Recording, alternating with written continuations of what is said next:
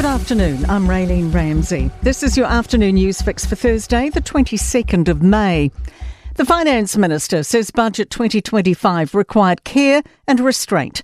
It includes halving government KiwiSaver contributions, means testing Best Start payments, and a new business tax incentive. The government's investing $1 billion in hospital infrastructure and $7 billion into health. $200 million in new gas fields and spending nearly $400 million more to keep up with the prison population. Significant savings of nearly $13 billion over 4 years came from recent pay equity changes. Delivering her budget in the House, Nicola Willis addressed her children in the gallery. Your future and the future of the next generation of New Zealanders has been very much on my mind as we've put this budget together. This budget will be good for you and for all our kids. Prime Minister Chris Luxon says the budget will keep interest rates low, economic growth averaging 2.7% a year, and wages growing faster than inflation. It's a budget that, despite a very difficult international backdrop, charts a responsible pathway back to a surplus. The government will now only pay $260 a head KiwiSaver contribution each year and has capped eligibility. Economist Brad Olsen says it was becoming unsustainable. It's one of those areas where it's just pretty hard to defend these days and say, look, government's going to give $521 every year to everyone, including those earning over $180K. The government's putting $7 billion into health and $1 billion on replacing and upgrading public health facilities. Political editor Jason Walls says the government's selling it as record health investment. And technically every single time it's true, because you've got to account for inflation, you've got to account for population growth, and if you weren't doing it, you'd be going backwards.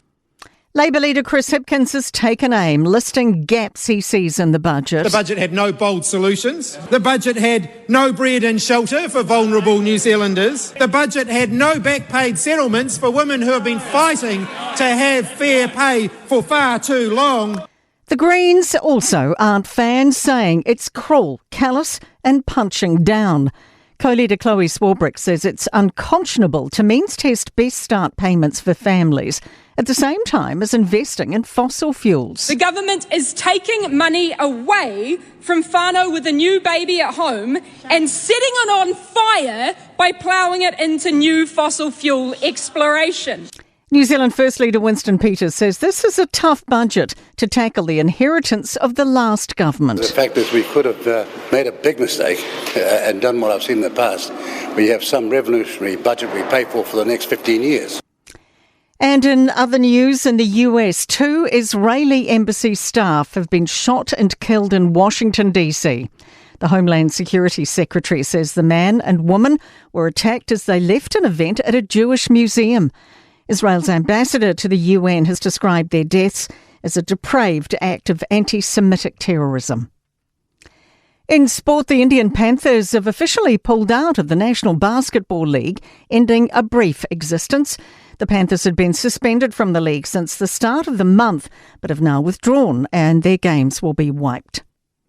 The Indiana Pacers have won 138-135 after overtime against the New York Knicks in Game 1 of the NBA's Eastern Conference Finals.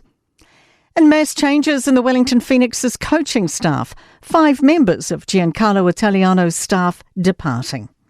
That is the latest news fix. We'll be back with another update tomorrow morning from the Newstalk ZB newsroom.